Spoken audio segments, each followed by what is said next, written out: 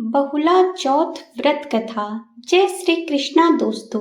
भाद्रपद मास के शुक्ल पक्ष की चतुर्थी तिथि, जिसे ग्रामीण अंचलों में बहुला चौथ, बहुला चतुर्थी या गोधन चौथ भी कहा जाता है, श्री कृष्ण ने यह वरदान दिया।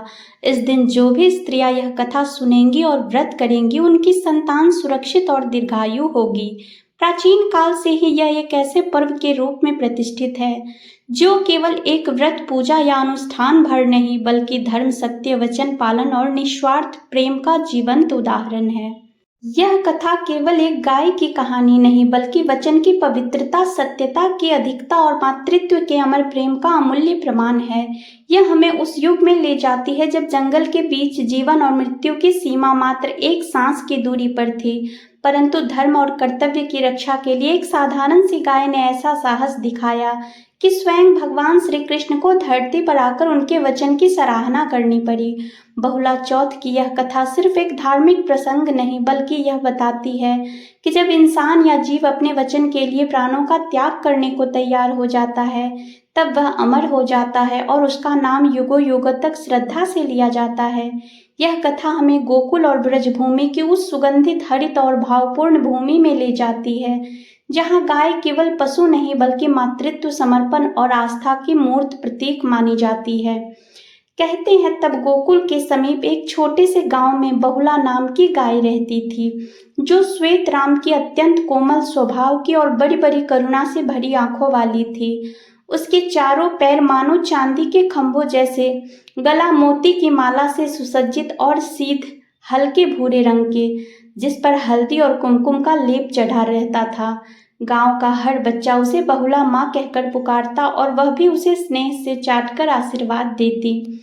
बहुला का एक छोटा सा बछड़ा था जो उसके जीवन का सबसे प्रिय रत्न था, और वह प्रतिदिन प्रातः सूर्योदय से पहले घर से निकलकर समीप के जंगलों और चारागाहों में जाती, घास चरती और संध्या के समय लौटकर अपने बछड़े को दूध पिलाती। गांव वाले कहते, बहुला केवल दूध देने वाली गाय नहीं, बल्कि वह वचन और धर्म की मूर्ति है। ऐसा ही एक दिन आया जब भाद्रपद मास की कृष्ण पक्ष चतुर्थी तिथि थी। आकाश में हल्की हल्की घटाएं छाई थी, वर्षा की बूंदें पत्तों पर गिरकर मधुर संगीत बना रही थी। बहुला उस दिन भी अपने बछड़े को लाड से चाटते हुए बोली, मानो मेरे लाल, मैं जल्दी आऊंगी।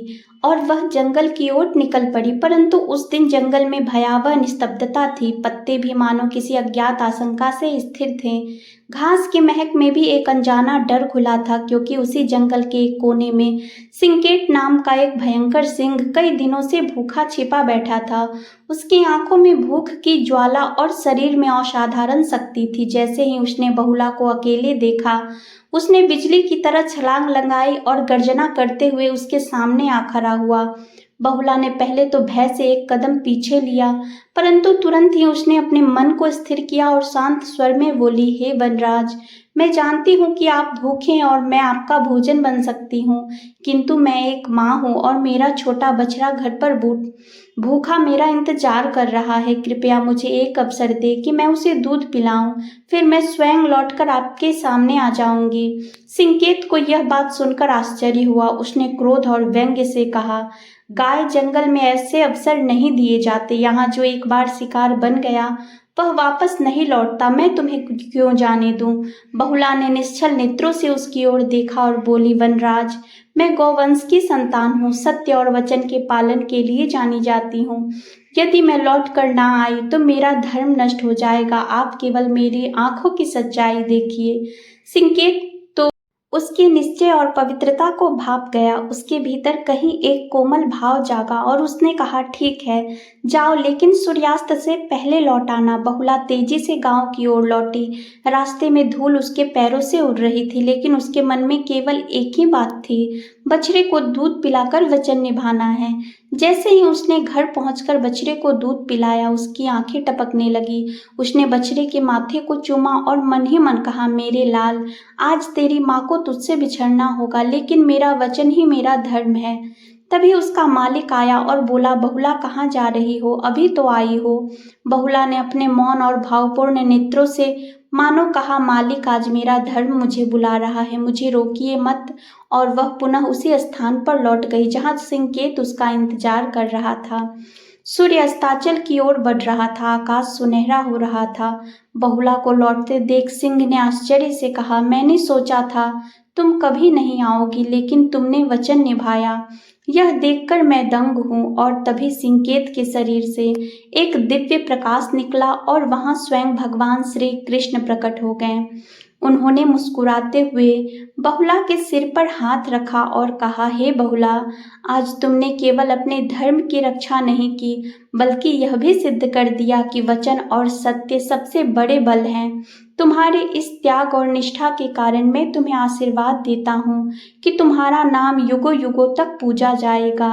इस दिन जो भी स्त्रियां तुम्हारी कथा सुनेंगी और व्रत करेंगी, उनकी संतान सुरक्षित और दीर्घायु होगी। तब से इस दिन को बहुला चौथ के रूप में मनाया जाने लगा। इस दिन विशेषकर गौ माता की पूजा होती है। महिलाएं व्रत रखती हैं, गोधूली बेला में गाय को खिला पिलाकर उसकी आरती करती हैं और फिर बहुला की कथा सुनती है। ऐसा माना जाता है कि इस व्रत से संतान की रक्षा, लंबी आयु और घर में सुख शांति का वास होता है। गांव के बच्चे गाय के गले में फूलों की माला पहनाते हैं, उनकी सींगों को रंग बिरंगी कपड़ों से सजाते हैं। यह केवल धार्मिक अनुष्ठान नहीं, बल्कि प्रकृति और जीवों के प्रति आभार व्यक्त करने का पवित्र अवसर है। बहुला की कथा हमें यह सिखाती है कि वचन की पवित्रता किसी भी परिस्थिति में नहीं तोड़नी चाहिए। सत्य और धर्म की रक्षा के लिए प्राणों का बलिदान भी महान है और निस्वार्थ प्रेम और कर्तव्य निष्ठा से असंभव भी संभव हो सकता है। यही कारण है कि आज भी जब गोधूली की बेला में बहुला चौथ की पूजा होती है, तो हर मन में यह भावना होती है कि हम भी अपने वचन, सत्य और कर्तव्य के प्रति बहुला की तरह अडिग रहें। प्रेम से बोलिए जय श्री कृष्णा। बहुला माता की जय।